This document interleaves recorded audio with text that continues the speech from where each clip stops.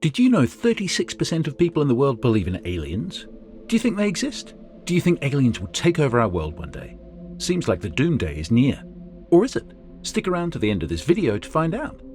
Hey guys, welcome to our YouTube channel, where today we're going to discuss Voyager's last terrifying signals from space. First, for the people who don't know what Voyagers are, the Voyagers are two interplanetary probes that were launched into space as part of an American scientific space program in 1977. The second Voyager was the first to be launched. The first Voyager was launched on September 5, 1977, and the second one was launched on the 20th of August, 1977. The purpose of both these robotic interstellar probes was to extend the NASA exploration of our solar system beyond the neighborhood of the planets in our galaxy to the outer limits of the Sun's sphere and beyond that. This extended mission, which is still going, continues to identify the environment of the outer solar system and search for the heliopause boundary, and also find the outer limits of the Sun's magnetic field and the solar wind's outer flow. It also helps scientists to calculate the penetration of heliopause boundary between the solar wind and the interstellar medium, which will allow measurements to be made of the particles, waves, and interstellar fields unaffected by the solar wind.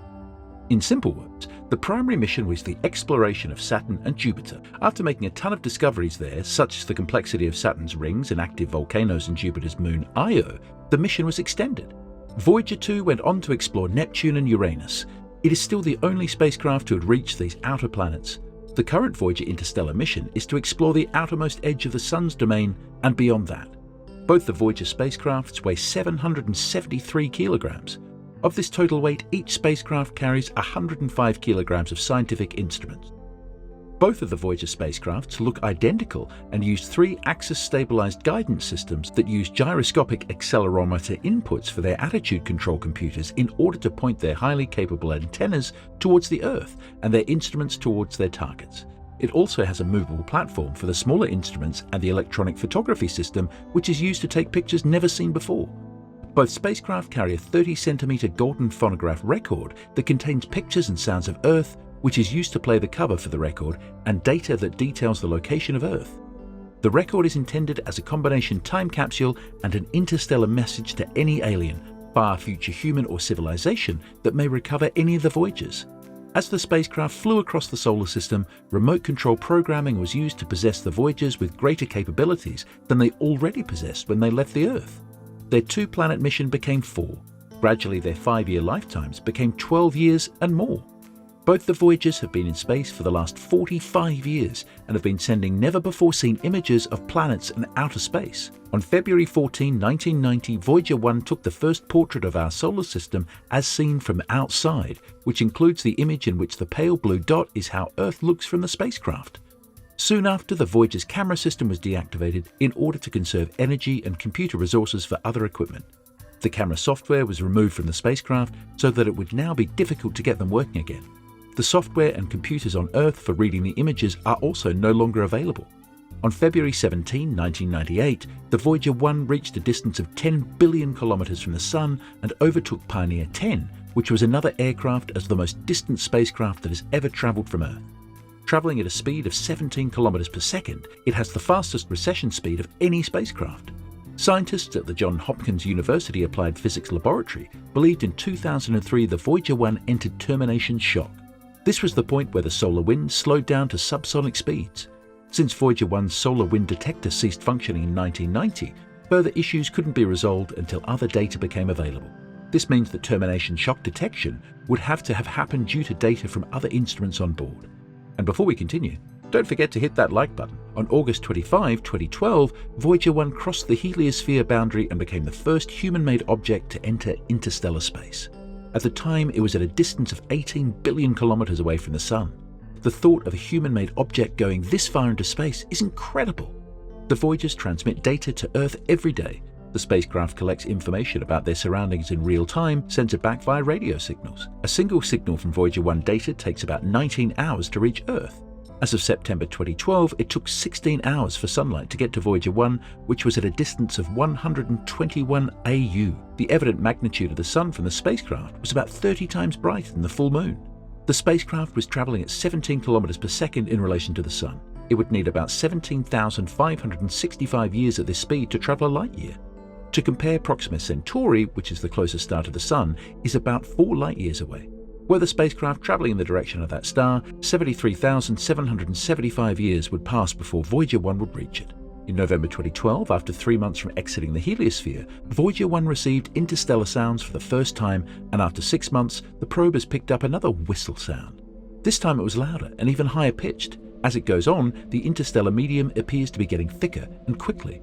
The Voyager's plasma wave system also detected gas bursts created by our own Sun, along with a steady, persistent signal from the dull near vacuum of space in between the bursts. On December 3, 2012, Ed Stone, who is Voyager project scientist in the California Institute of Technology, said, "Voyager has discovered a new area in the heliosphere that was never known to be there.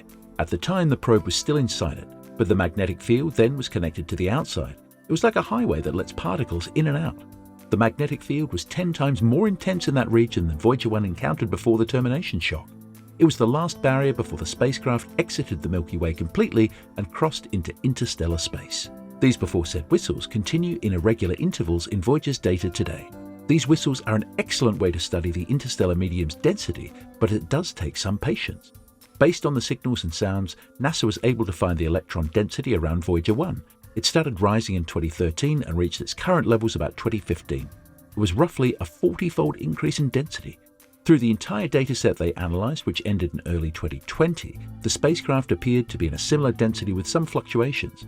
At this time, the probe was moving with a relative velocity to the Sun of about 61,197 kilometers per hour. But now something very strange is happening on board NASA's one of the most iconic probes in the 20th century.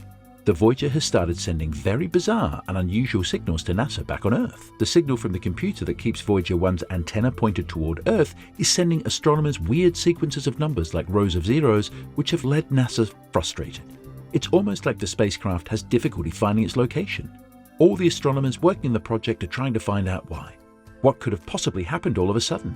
NASA says while the probe is still operating properly, information from its attitude control system didn't match the spacecraft's orientation and movement, suggesting the craft is confused about its location in space. NASA also said, until the time the nature of the issue is understood properly, the team cannot guess whether this might affect how long the spacecraft can collect and transmit science data. It's no secret that interstellar space is an unforgiving place.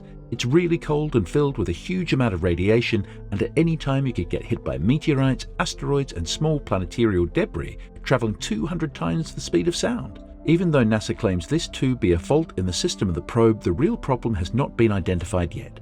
And in the case of interstellar space, anything could be possible. After the news of the strange signals from the Voyager was released, it took the internet by storm. And so many people have come forward with their explanations, including theories of aliens existing to scientifically backed theories.